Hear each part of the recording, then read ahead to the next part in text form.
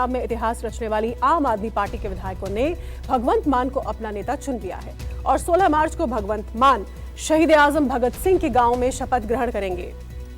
आम आदमी पार्टी सरकार बनाने की तैयारी कर रही है तो हार से हताश कांग्रेस के नेता एक दूसरे की टांग खींच रहे हैं। सिद्धू आला कमान पर तंज कस रहे हैं तो बाकी नेता सिद्धू को ही कांग्रेस का सुपड़ा साफ होने के लिए जिम्मेदार ठहरा रहे हैं।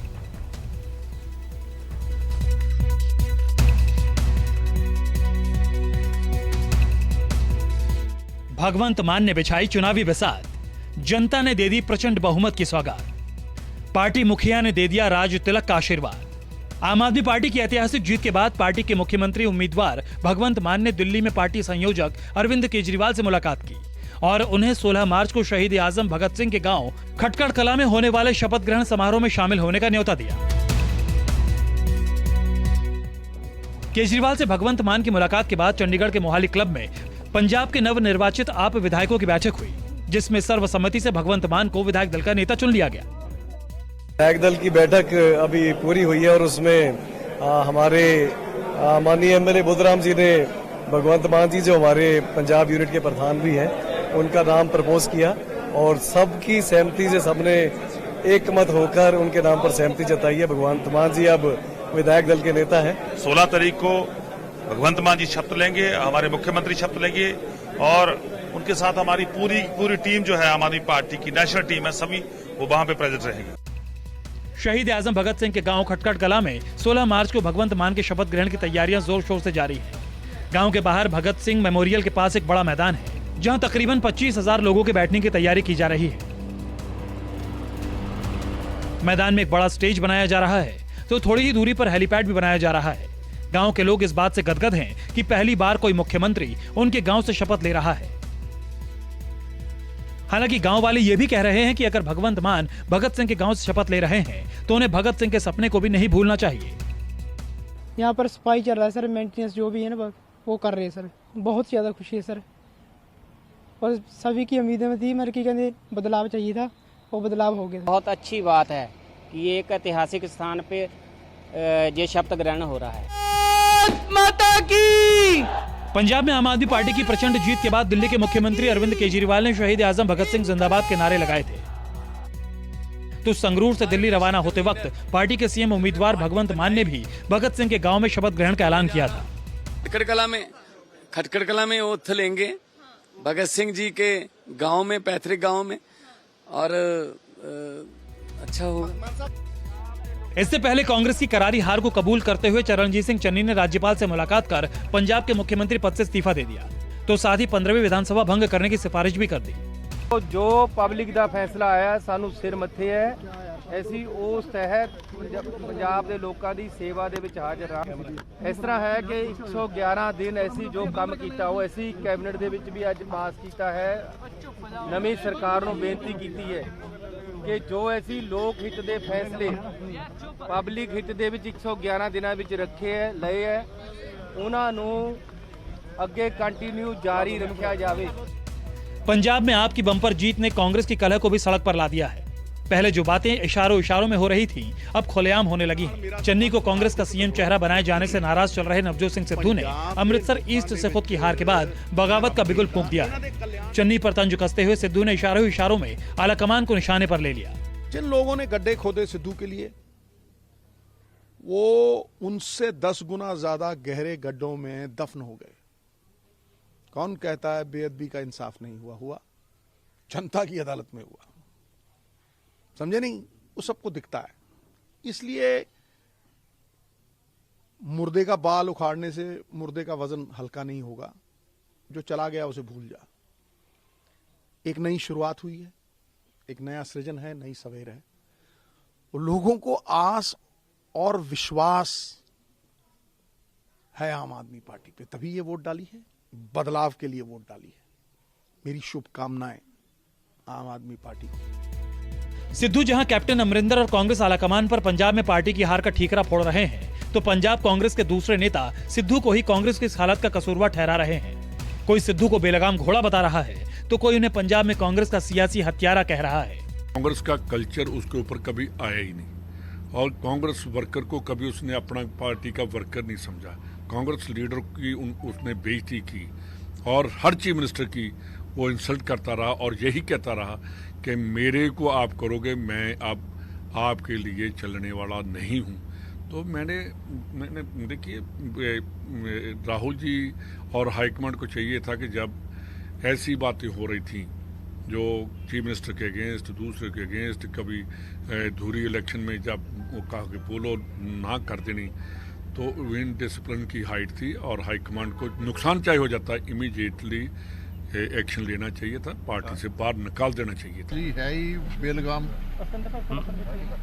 कंट्रोल में किसी के रहना सीखा ही नहीं है, ना किसी के साथ चलना सीखा है, ना किसी के पीछे चलना सीखा है। वो तो ना दाएं बाएं किसी को नहीं चाहता, अकेला ही है, मन में आर्मी चलता है। वो तो हाईकमांड सोचेगी, मैं तो बहुत छोटी चीज़ हूँ, संगठन में बदलाव करना उन्होंने करना। बिल्कुल देखो, ਜਦੋਂ ਤਰ੍ਹਾਂ ਦੇ ਬਿਆਨ ਆ ਰਹੇ ਸੀਗੇ, ਵੱਖਰੋ ਵੱਖਰੀ ਰਾਏ ਲੋਕਾਂ ਵਿੱਚ ਜਾ ਰਹੀ ਸੀਗੀ, ਉਹਦਾ ਨੁਕਸਾਨ ਕਾਂਗਰਸ ਪਾਰਟੀ ਨੂੰ ਹੋਇਆ। पंजाब में आम आदमी पार्टी की ऐसी सुनामी चली कि कांग्रेस के तमाम दिग्गज खेत हो गए। सीएम चन्नी दोनों सीटों से चुनाव हार गए, तो सिद्धू भी अपनी सीट बचा नहीं पाए। इधर बीजेपी के साथ फिर से मुख्यमंत्री बनने का ख्वाब देख रहे कैप्टन अमरिंदर सिंह भी जनता की अदालत में बुरी तरह हार गए। खुद को सिखों की पार्टी बताने वाले अकाली दल के संस्थापक प्रकाश सिंह बादल भी लांबी से सीट बचा नहीं पाए। झाड़ू की इस लहर को कोई भी भांप नहीं पाया। ਲੋਕਾਂ ਨਾਲ ਵਿਚਾਰਾਂ ਕਰਕੇ, ਆਪਣੇ ਵਰਕਰਾਂ ਨਾਲ ਵਿਚਾਰਾਂ ਕਰਕੇ ਪਤਾ ਕਰਾਂਗੇ। ਸ਼ਾਇਦ ਸਾਡੇ 'ਚ ਕੋਈ ਕਮੀਆਂ ਹੋਣੀਆਂ ਜਿਹੜੀਆਂ ਅਸੀਂ ਦੇਖ ਨਹੀਂ ਸਕੇ ਜਾਂ ਸਮਝ ਨਹੀਂ ਸਕੇ। ਅਸੀਂ ਕੋਸ਼ਿਸ਼ ਕਰਾਂਗੇ ਕਿ ਉਹ ਕਮੀਆਂ ਨੂੰ ਦੂਰ ਕਰੀਏ ਅੱਗੇ ਤੋਂ। ਦੇਖੋ, ਸ਼੍ਰੋਮਣੀ ਅਕਾਲੀ ਦਲ ਪੰਥ ਤੇ ਪੰਜਾਬੀਆਂ ਦੀ ਜਥੇਬੰਦੀ ਹੈ। ਅਸੀਂ ਜਿਉਣਾ ਮਰਨਾ ਪੰਜਾਬ ਵਾਸਤੇ ਹੈ। ਹੁਣ ਵੀ ਆਮ ਆਦਮੀ ਪਾਰਟੀ ਸਰਕਾਰ ਬਣਦੀ ਹੈ। ਐਜ਼ ਪ੍ਰੈਜ਼ੀਡੈਂਟ ਸ਼੍ਰੋਮਣੀ ਅਕਾਲੀ ਦਲ ਮੈਂ ਅਸ਼ੋਰ ਕਰਨਾ ਚਾਹੁੰਦਾ ਹੈ, ਕੋਈ ਪੰਜਾਬ ਦਾ ਮਸਲਾ ਹੈ ਜਿੱਥੇ ਸਾਡੀ ਲੋੜ ਹੋਏ, ਅਸੀਂ ਕੰਸਟਰਕटिवली पॉजिटिव रोल प्ले करांगे। 117 सीटों वाली पंजाब विधानसभा में आम आदमी पार्टी ने 92 सीटों पर कब्जा जमाया है, तो कांग्रेस को महज 18 सीटों से ही संतोष करना पड़ा है। दिल्ली के मुख्यमंत्री अरविंद केजरीवाल ने चुनाव से ऐन पहले भगवंत मान को पंजाब का चेहरा बनाया था, तो पंजाब के लोगों ने इस चेहरे पर ताबड़तोड़ मुहर लगा दी है। विशाल अंग्रीश, चंडीगढ़, न्यूज़ 24। और इस वक्त एक तस्वीर गुजरात के गांधीनगर से आ रही है, जहां प्रधानमंत्री नरेंद्र मोदी अपनी मां से मिलने पहुंचे हैं। विधानसभा चुनावों में बीजेपी की जोरदार जीत के बाद प्रधानमंत्री नरेंद्र मोदी गांधीनगर में मां से मिलकर आशीर्वाद लेने पहुंचे। ये तस्वीर आप देख रहे हैं सीधी। ये मोदी अपनी मां के साथ 2 दिन के गुजरात दौरे पर है प्रधानमंत्री मोदी, और इस बीच वो गांधीनगर में अपनी मां हीराबेन से मिलने पहुंचे।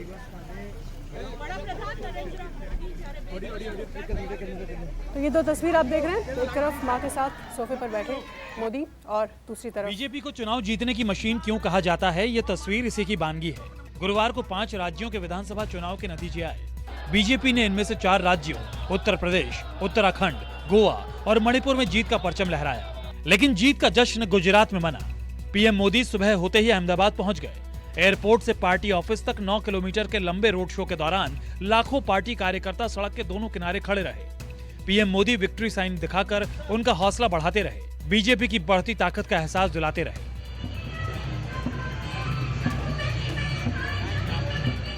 यूपी, उत्तराखंड, गोवा या मणिपुर की बजाय पीएम मोदी ने गुजरात में जीत का जश्न मनाया, क्योंकि 9 महीने बाद गुजरात में विधानसभा के चुनाव होने हैं। विपक्षी पार्टियां जब हार के सदमे में डूबी हैं, पीएम मोदी अभी से गुजरात में बीजेपी की राह के रोड़े साफ करने में जुट गए हैं। अहमदाबाद एयरपोर्ट से बीजेपी ऑफिस कमलम तक करीब 9 किलोमीटर लंबे रोड शो के बाद पीएम मोदी ने गुजरात पंचायत महासम्मेलन को संबोधित किया। बापू और पटेल के सपनों का जिक्र करते हुए अपनी उपलब्धियां भी गिना दी। ये बापू की धरती है, ये सरदार वल्लभ भाई पटेल की धरती है, और बापू ने हमेशा ग्रामीण विकास की बात, आत्मनिर्भर गांव की बात, सशक्त और समर्थ गांव की बात सदा सर्वदा कही है। और इसलिए जब आजादी के अमृत काल में हम हैं, आजादी का अमृत महोत्सव मना रहे हैं, तो पूज्य बापू के सपनों के हम सब एक प्रकार से प्रतिबद्ध हैं। इससे पहले गुरुवार को दिल्ली में बीजेपी मुख्यालय में भी पीएम मोदी ने 4 राज्यों की चुनावी जीत पर अपने संबोधन में सियासी पंडितों पर निशाना साधा था, तो लगे हाथ ये इशारा भी कर दिया था कि 2024 के नतीजे भी 2022 जैसे ही होंगे। 2019 में जब लोकसभा में हम दोबारा जीत करके आए, तो इस ज्ञानियों ने कहा था कि भाई 2019 के जीत में क्या है, ये तो 2017 में ही तय हो गई थी, क्योंकि 2017 में यूपी का रिजल्ट आया था। मैं मानता हूं इस बार भी ये ज्ञानी जरूर कहने की हिम्मत करेंगे कि 2022 के नतीजों ने 2024 के नतीजे तय कर दिए हैं।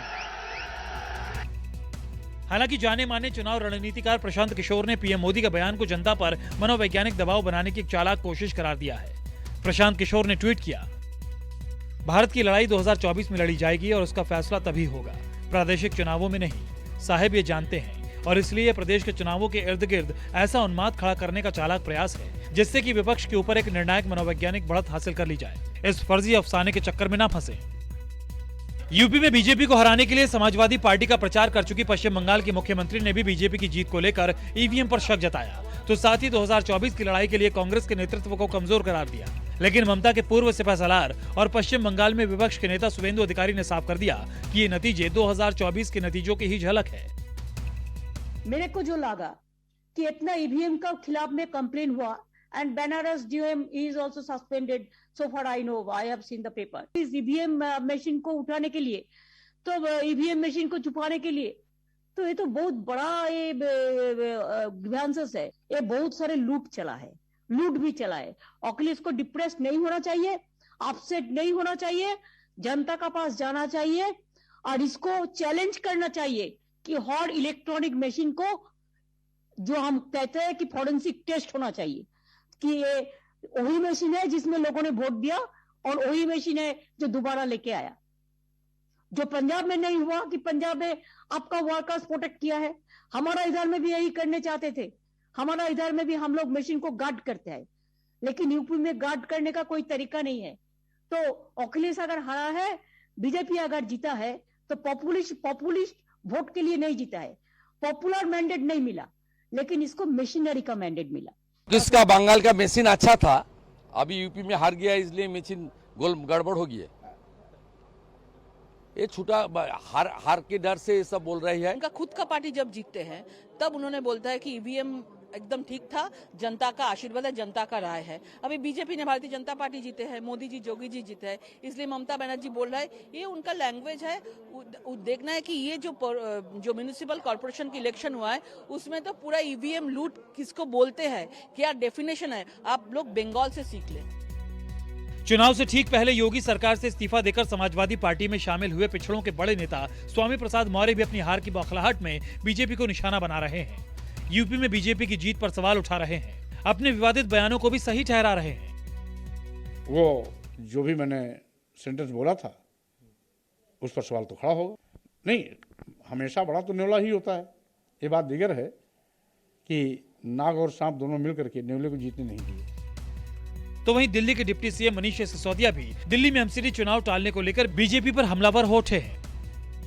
अगर हिम्मत है तो चुनाव का सामना करके दिखाओ। दिल्ली की जनता इस बार आपको 10 सीट भी दे दे तो बहुत बड़ी चीज है। आपको भी इस बात का पता है कि इस बार दिल्ली की जनता भारतीय जनता पार्टी को नगर निगम में 10 सीट भी नहीं देने वाली है, इसीलिए आप चुनाव से भाग रहे हो। आम आदमी पार्टी के गोवा में मात्र 6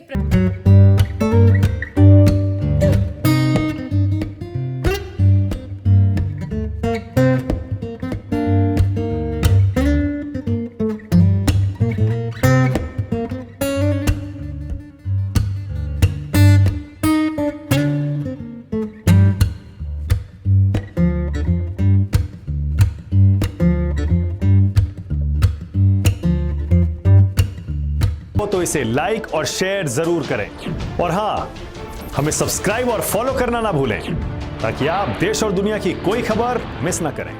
चाहे कोई ब्रेकिंग न्यूज हो या कोरोना वायरस से जुड़ी कोई भी अपडेट, पॉलिटिक्स हो या आपकी जेब से जुड़ी कोई खबर, इलेक्शन की कोई न्यूज हो, कोई कंट्रोवर्सी हो या फिर कोई वायरल वीडियो, सब कुछ मिलेगा न्यूज़ 24 पर। तो जुड़े रहिए हमारे साथ और देखते रहिए न्यूज़ 24।